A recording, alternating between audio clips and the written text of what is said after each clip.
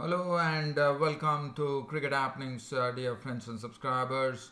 On this particular Cricket Happening show, I'll be talking about the fourth one-day international between Pakistan and New Zealand. Pakistan, for the first time, even though they were struggling, they put up a score of 262 for 8 in the fourth ODI at Sutton Park in Hamilton. But it was still not enough, as even though Pakistan definitely bowlers were doing a good job where they had reduced the New Zealanders, the Kiwis, to 154 for 5 in the 35th over. One man turned the tables on Pakistan, and that was this man who was making his comeback into the team after, he was not there in the team for a bit because of family reasons. And Colin de Grandhomme was the hero. He clattered the Pakistan bowling with an unbeaten 74 of just 40 deliveries, 7 fours and 5 spanking sixes to actually take New Zealand to their fourth consecutive ODI win in the series.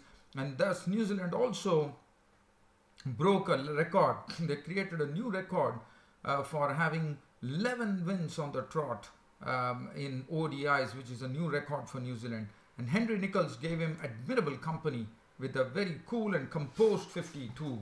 So that is something that I'm going to really look at seriously in this cricket show. And as far as the fourth day was concerned, well, the South Africans extended the lead. They went to 258 and finally they set the 287 runs for victory for the Indians. And Indians were absolutely struggling. Nigidi was the bowler who was actually making them really work hard, and he had reduced India to 35 for 3 at close of play. Still a long way to go. We are going into the final day tomorrow, and India needs 252 runs with 7 wickets. To me, it looks even Stevens right now, but one has to really wait and watch. I'll be talking about this game, and then we'll also have a look at some cricket news. Also, the Zimbabwe versus Sri Lanka fixture is coming up in the Bangladesh the Tri-Series in Bangladesh tomorrow. But first, let's head on to the New Zealand versus Pakistan match, because that was the most exciting one. So it was Pakistan who batted first yesterday. In fact, the Pakistanis batted first, and they decided to actually promote Fahim Ashraf, the big hitter, to go and open with Fakhar Zaman. But Tim Southee was too good for him. He dismissed Fahim Ashraf for 1, and he also dismissed Babar Azam, who has been really struggling in this ODI series. He has been Mr. Consistent in ODIs, and as you know, in a very short span, he has already had, I think, I'm not really sure about the number of centuries, as my stats are not right here, but he has a lot of centuries, as we all know. So Babar Azam was out for 3, and after that, it was Fakhar Zaman was there in the middle, and Haris Sohail was the one who came in and repaired the damage. From 11 for 2, there was an 86-run partnership that happened between the opener Fakhar Zaman and Haris Sohail. Haris Sohail was brought into the team today, and he did a splendid job. He gave good support to Fakhar Zaman, and both actually strode on to take the score to 97. And then finally Fakhar Zaman perished when Snatner clean bowled him for 54 of 75. There was 7 fours and 1 6. And after Haris Sohail's contribution was 50 of 74 balls with 4 fours and 1 6. In fact, Kane Williamson bowled very well yesterday. In fact, he bowled his full quota of 10 overs, no more than 2 for 32. He picked up some vital wickets. He picked up Haris Sohail for 50, and Haris Sohail was impressive in his knock of 50. And Mohammad Hafiz, the other day we saw how, that is, I'm talking about the second one-day international, where he was very graceful, but today Mohammad Hafiz really played a very composed knock. I mean, he definitely really brought out his strokes, no doubt about it, but he was the highest scorer, he was run out for 81 of 80, that was 5 fours and 4 sixes. Shoaib Malik, there was a sort of a thing that happened which should not happen to anybody. Shoaib Malik was not wearing a helmet. He pushed and he tried to go for a run, and Colin Munro actually took the ball and hurled it and with the direction of the wind, it went and hit Shoaib Malik on the head, and the play was held up for quite some time because one was, he was in a bit of strife, and understandably so. But luckily, everything went well, and then Shoaib Malik called for a helmet, and he wore a helmet, and probably that really shook him as Williamson took his wicket for 6 with just one boundary of 8 balls. And then Sarfraz Ahmed, the Pakistan skipper, who has been really struggling in this tournament to get runs, finally forged together a very good stand with Mohammad Hafiz, who was there till the end. And Sarfraz Ahmed definitely adopted a different approach to the spinners, as well as he was standing outside the leg stump to negate their bowling, and it worked for him very successfully, as he carved 51 of 46 deliveries, 3 fours and 3 sixes in that knock of Sarfraz Ahmed. Hassan Ali was out for 1, Shadab Khan was not out on 6, and finally it was Mohammad Hafiz who was run out, as Pakistan definitely did well to reach 262 for 8 of their 50 overs. Tim Saudi, 8 overs, 3 for 44. Trent Bolt was really disappeared yesterday. He bowled 10 overs, which was crashed for 73 with 1 wicket to show besides his name. Ferguson, 6 overs, none for 32. Grandhomme bowled 3 overs for 16. Kane Williamson was the surprise packet. 10 overs, no maiden, 2 for 32. Santner, 10 overs, 1 for 43. Colin Munro bowled 3 overs, no maiden, none for 20. Now New Zealand, in their reply, were really, it started off with Martin Guptill and Colin Munro, and Colin Munro for this time got some real freebies. In fact, Hassan Ali in particular started bowling a lot of freebies where he was bowling it very short, and Colin Munro was getting it easy, as easy as it can get, as the ball was really sitting up, and he was really offering the treatment that was given to the ball, and that was to really slam it for boundaries and sixes, and that's what Colin Munro was doing. And Martin Guptill, on the other hand, was also doing a decent job, as the openers put on 88 for the first wicket in the pursuit of 263. And then finally the wicket went to Shadab Khan. Now Shadab Khan was very impressive yesterday with the ball. He was really showing what a leg spinner can do, as he first picked up the wicket of Colin Munro, who was really going like a train with 56 of 42 balls, 8 fours and 2 sixes, before Shadab Khan forced Munro into an error, and he was gone. So that was a big wicket for Pakistan. After that, Martin Guptill did not last long. With 1 run added, he fell a victim to Shadab Khan as well for 31 or 49 deliveries, 3 fours. Kane Williamson's contribution was 32 of 50 balls with 1 4. He fell a victim to Sohail. Ruman Reis bowled a wonderful delivery, which actually trapped Taylor on the pads. He was gone for 1. And Tom Latham was consumed by Shadab Khan for 8, which really left New Zealand innings in a real tizzy, I would say, at 154 for 5 at the end of 35 overs. They still had some work to do, and they had 5 wickets in hand. But Colin de Grandhomme, he probably would have felt a bit rusty. But Colin de Grandhomme, when he came, the score read 154 for 5, and Henry Nicholls was there at the crease. But after that, Pakistan probably thought with the score on 154 for 5, this was the best bet to actually go and win it, because they know Grandhomme was new at the crease.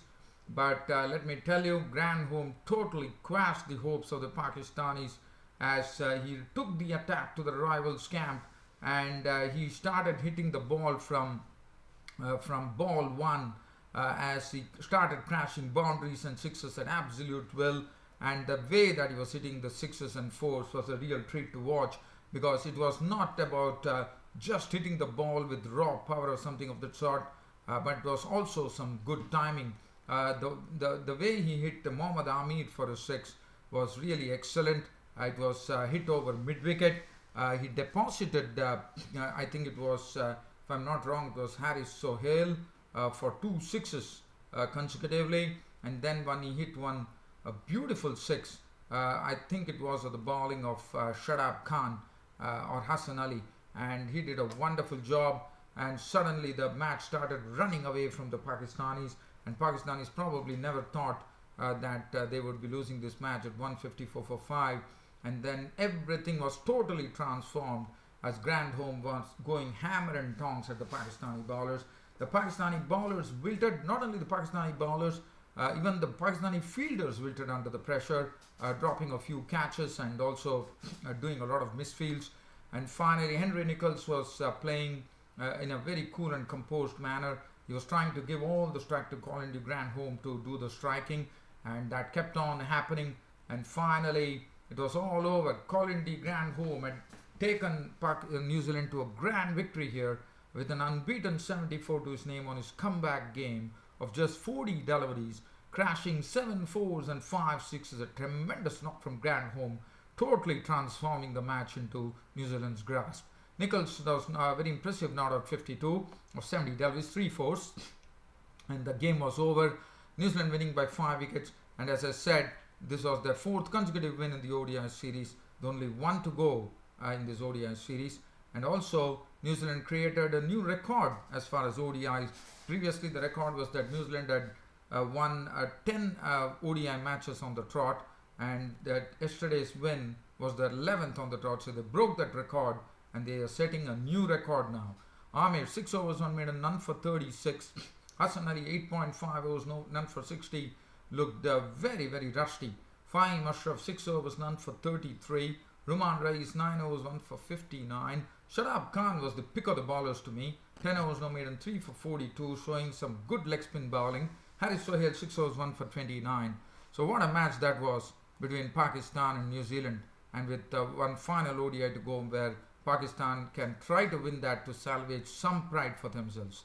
Well, as far as the next match is concerned, we are talking about day 4 at Centurion Park, Centurion Park, where South Africa resumed on their overnight score at 90 for 2. De Villiers in the middle and Du Plessis. Du Plessis was kept very, very quiet by the Indian bowlers.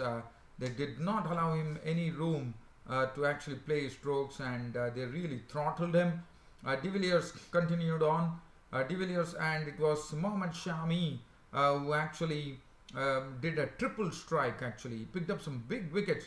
He picked up the wicket of De Villiers first by getting him. As I said, Mohammad Shami was hitting the seam very well, and De Villiers was the first victim. As when the score reached 144 in the morning, A.B. De Villiers was a victim as Mohammad Shami got him to nick a ball to Patel behind the stumps. He was gone for 80 with 10 boundaries, and then it was the turn of Dean Elgar, who was defending very well, and it was Rahul who took the catch of the bowling of Mohammad Shami for 61 of 8 fours and 1 6. That was a tremendous spell from Mohammad Shami, which floored the South Africans, as Quinton de Kock was caught behind of the bowling of Mohammad Shami for 12 of 5 with 3 boundaries, which really the Indian bowlers were doing well with the score reading 5 for 163. Things were looking not good for South Africa. Philander joined, I think Philander and Keshav Maharaj were at the crease, and it was Ishan Sharma who produced one very good bouncer which forced Philander to hook it, and it went into the hands of and the common factor was that Du Plessis, who was not able to get runs, but he was still grounded at the crease at that time. Vernon Philander hooked to Vijay, and he was gone caught of the bowling of Ishan Sharma for 26 with 2 boundaries. Keshav Maharaj fell to Ishan Sharma for 6 with 1 4. And Du Plessis was and after Rabada was a victim of Mohammad Shami as well. Morkel was not out on 10 with 2 fours. Lungi Gidi fell to Ashwin, and Du Plessis was the final man out, or the second last man I would say. He was caught on ball by Bumrah for 48 for 4 fours. Definitely it was not one of those Du Plessis innings, but Du Plessis was pottering around today. 258 all out, the South Africans. They're setting India 287 runs for victory.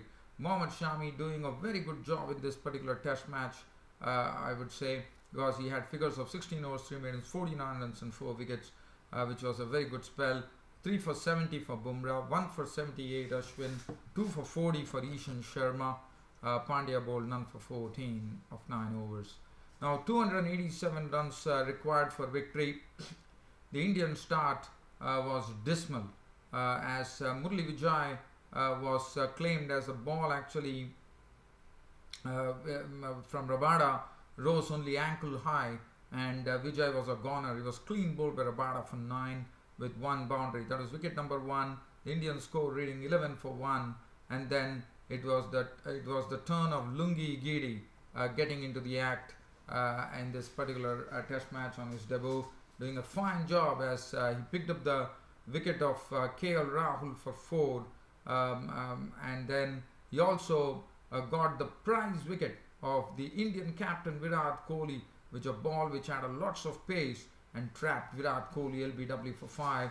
And I think that is the biggest wicket that South Africa would have got, because they know that Virat Kohli could be a big thorn in the flesh of South Africa. So I think I would say South Africa they have done the job here, as India finally closed with the night watchman Parthiv Patel coming in, not out on 5, and Cheteshwar Pujara has a job to do. He was not out on 11 with 1 boundary, as India closed the day at 35 for 3 with a double strike from Giri, and with 252 runs still required for victory on the morrow.